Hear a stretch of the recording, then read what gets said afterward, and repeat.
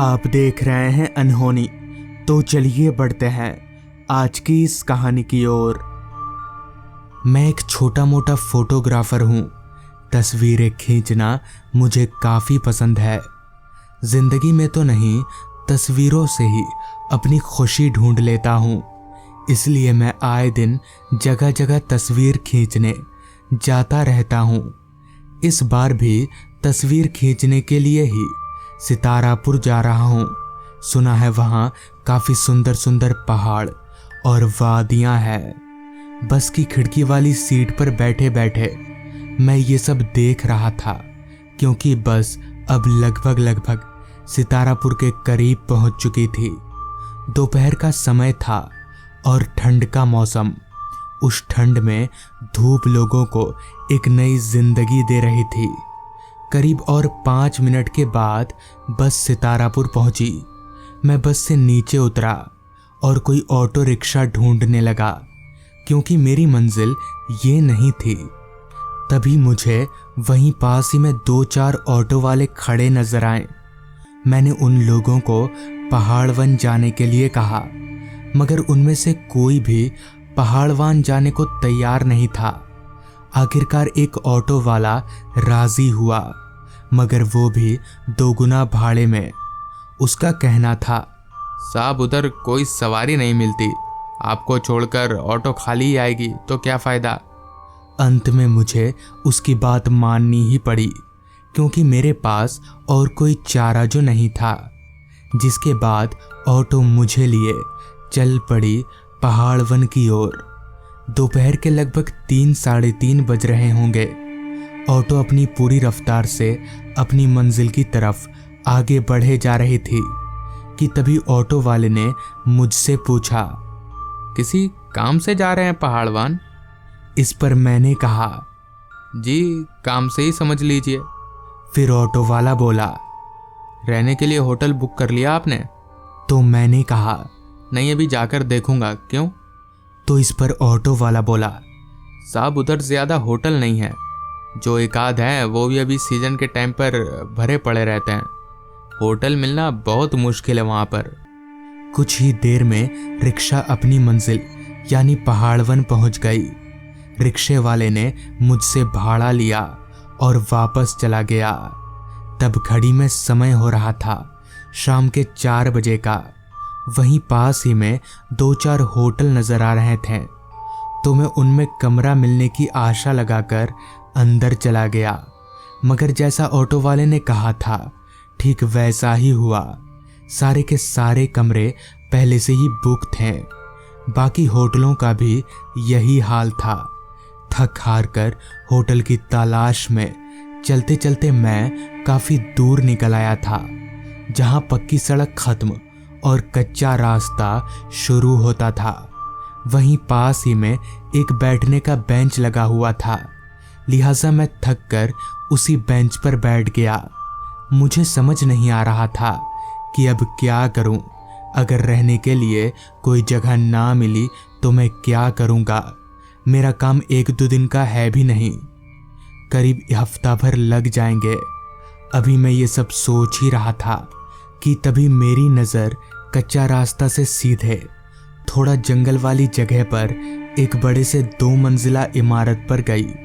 पता नहीं क्यों मेरा ध्यान उस घर की तरफ आकर्षित हो रहा था। मैं अपनी जगह से उठा और चलते हुए उस इमारत की तरफ जाने लगा। चलते चलते मैं जब उस इमारत के पास पहुंचा तो पाया कि वो कोई घर नहीं बल्कि एक होटल है। दरवाजे पर होटल का बोर्ड लगा हुआ था। मेरी आंखें चमक गई। बस यहाँ एक कमरा मिल जाए, ये सोचकर मैं उस होटल के दरवाजे की तरफ जाने लगा। हालांकि होटल थोड़ा पुराना जरूर था, पर अब कुछ किया भी तो नहीं जा सकता। यही सोचकर मैं होटल के अंदर दाखिल हो गया। होटल के अंदर मुझे कहीं पर भी कोई आदमी नजर नहीं आ रहा था। पूरा का पूरा फ्लोर एकदम खाली पड़ा था। रिसेप्शन पर भी कोई आदमी नजर नहीं आ रहा था। तभी मैंने जोर से आवाज लगाया, कोई है यहाँ पर? कमरा मिलेगा? आवाज लगाकर मैं अभी इधर उधर देख ही रहा था कि तभी रिसेप्शन पर एक बूढ़ा आदमी बोला, जी कमरा मिलेगा, आइए। पर अभी थोड़ी देर पहले तक तो वहां पर कोई नहीं था, फिर ये कहां से आ गया। खैर, मुझे कमरा मिल गया, वही बड़ी बात है। जिसके बाद मैं उस बूढ़े आदमी के साथ साथ जाने लगा। तभी मैंने उस बुजुर्ग आदमी से पूछा, चाचा यहाँ खाना तो मिल जाएगा ना? तो इस पर चाचा ने कहा, खाना नहीं मिलेगा, खाना आपको बाहर से खाना होगा। यहाँ से थोड़ा आगे जाकर जंगल पार करिएगा तो आपको छोटा बाजार मिल जाएगा, वहीं खाना भी मिलेगा। चलते चलते चाचा एक कमरे के पास जाकर रुक गए। उन्होंने उस कमरे का ताला खोला, चाबी मुझे पकड़ाई और फिर वहां से चलते बने। चाचा का ये बर्ताव मुझे कुछ अजीब सा लगा। खैर, मैं कमरे के अंदर दाखिल हुआ। कमरा ठीक ठाक साफ सुथरा ही था, ज्यादा चीजें नहीं थी कमरे में। खैर, मैं अपना बैग एक कोने में रखकर पलंग पर गिर गया। ठंड का मौसम होने के कारण लगभग अंधेरा हो चला था। मैं इतना थक गया था कि पलंग पर से उठने का मन ही नहीं कर रहा था, और इसी तरह लेटे लेटे कब मेरी आंख लग गई पता ही नहीं चला। फिर जब मेरी आंख खुली तो तब तक पूरी तरह से अंधेरा हो चुका था। रात के 7 बज रहे थे। मुझे याद आया कि यहाँ खाना नहीं मिलेगा। मैं तुरंत अपनी जगह से उठा और कमरे से बाहर निकला, मगर ये क्या, कॉरिडोर में पूरा अंधेरा पसरा हुआ था। कहीं पर भी एक भी लाइट नहीं जल रही थी। मैं वापस अपने कमरे में आया और बैग में से एक बैटरी टॉर्च लेकर वापस बाहर निकला। चलते चलते मैं रिसेप्शन पर पहुंचा तो वहां पर भी कोई लाइट नहीं जल रही थी। मुझे बड़ा अजीब लगा कि आखिर बात क्या है, कहीं कोई लाइट क्यों नहीं जल रही। खैर, मुझे देर हो रही थी तो मैं होटल से बाहर निकल उस बाजार की तरफ जाने लगा जिधर का पता उस बुजुर्ग आदमी ने बताया था। रास्ता पूरी तरह से जंगलों से घिरा पड़ा था। लाइट तो दूर, एक आदमी तलक भी नजर नहीं आ रहा था। पूरा का पूरा माहौल सन्नाटे में डूबा हुआ था। लग नहीं रहा था कि इधर कोई बाजार भी होगा, मगर जब उस बूढ़े आदमी ने कहा है तो शायद इधर ही होगा। यही सोचकर मैं आगे बढ़ता रहा। सुबह के मुकाबले ठंड काफी बढ़ चुकी थी। अभी मैं आगे की तरफ चल ही रहा था कि तभी सामने की तरफ मुझे छोटा सा बाजार जैसा नजर आया। 4-5 दुकानें थीं, मगर सारी बंद थीं। बहुत ढूंढने के बाद एक खुली हुई दुकान नजर आई। वो एक बहुत ही छोटा सा ढाबा था। ढाबे पर कोई ग्राहक नहीं था। ढाबे वाला चूल्हे के पास बैठा झपकियां ले रहा था। मैं चलते हुए उस ढाबे के पास गया और ढाबे वाले को आवाज लगाते हुए कहा, भाई साहब, कुछ खाने को है या सब खत्म?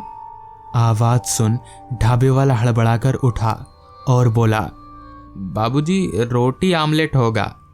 मैंने सोचा यही खा लेता हूँ और कुछ मिलेगा भी नहीं। यही सोचकर मैंने उस आदमी को खाना लगाने के लिए बोल दिया और मेरे बोलते ही वो रोटियां सेकने लगा। इसी दौरान उस ढाबे वाले ने मुझसे कहा, आप कहीं बाहर से आए हैं लगता है, कहाँ रुके हैं? इस पर मैंने उस आदमी को अपने होटल का पता बताया तो मेरी सारी बात सुन उस आदमी ने कहा, पर वहां तो कोई होटल नहीं है भाई साहब। इस पर मैंने कहा, अरे है होटल, आपको पता नहीं है।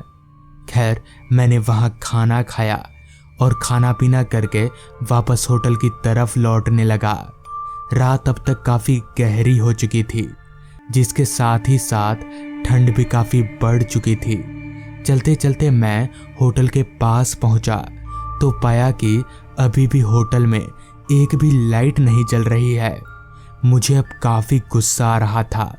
मैं गुस्से से तिलमिलाता हुआ होटल के अंदर गया, मगर रिसेप्शन पर अभी भी कोई नहीं था। मैं जोर से चिल्लाया, कोई है? कैसा होटल है ये? एक भी लाइट नहीं है यहाँ पर। मगर चिल्लाने का भी कोई फायदा नहीं हुआ। मैं अपने गुस्से को काबू करके टॉर्च जलाकर अपने कमरे में आ गया और सोने की तैयारी करने लगा। क्योंकि मैं काफी थका हुआ था तो कब मेरी आंख लग गई मुझे पता ही नहीं चला। ना जाने कितनी देर बाद, मगर जब मेरी आंख खुली तो कमरे के दरवाजे पर दस्तक हो रही थी। मुझे बड़ा अजीब लगा कि भला इतनी रात गए कौन होगा। मैं बिस्तर पर से उतरकर दरवाजा खोला तो सामने वही बूढ़ा आदमी था, मगर उसके हाथ में एक बर्तन था जो दूसरे बर्तन से ढका हुआ था। तभी उस आदमी ने कहा, साहब आपको खाना चाहिए था ना, लीजिए। इस पर मैंने थोड़ा ऐंठते हुए कहा, जब भूख लगी थी तब तो आप आए नहीं, अब जब खाना खा लिया है तो आ रहे हैं। इस पर उस बूढ़े ने कहा, साहब एक बार ढक्कन हटाकर देखिए तो सही। हालांकि मेरा मन नहीं था, मगर फिर भी मैंने उस आदमी की बात मानी और प्लेट के ऊपर से ढक्कन हटाया। तो ढक्कन हटाते ही मैंने जो देखा वो देखकर मेरे होश उड़ गए। मेरी सांसें तेजी से ऊपर नीचे होने लगी। दरअसल उस प्लेट में एक कटा हुआ सर था और वो सर किसी और का नहीं बल्कि मेरा ही था। मगर ऐसा कैसे हो सकता है? मैं समझ गया कि जरूर ये कोई भूतिया मामला है। मैंने जोर से उस बुजुर्ग आदमी को धक्का दिया और जैसे तैसे वहां से भाग निकला। बाद में मुझे पता चला कि दरअसल वो होटल कब का बंद हो चुका है। असल में उस होटल में एक बार आग लग गई थी, तब से वहां ऐसा सब होता ही रहता है। तो दोस्तों, ये थी आज की कहानी। अगर आपको ये कहानी पसंद आई हो तो चैनल को ज़रूर सब्सक्राइब कर लें। तो मैं आपका दोस्त आर्यन जल्द ही मिलूंगा आपसे ऐसी ही एक कहानी के साथ।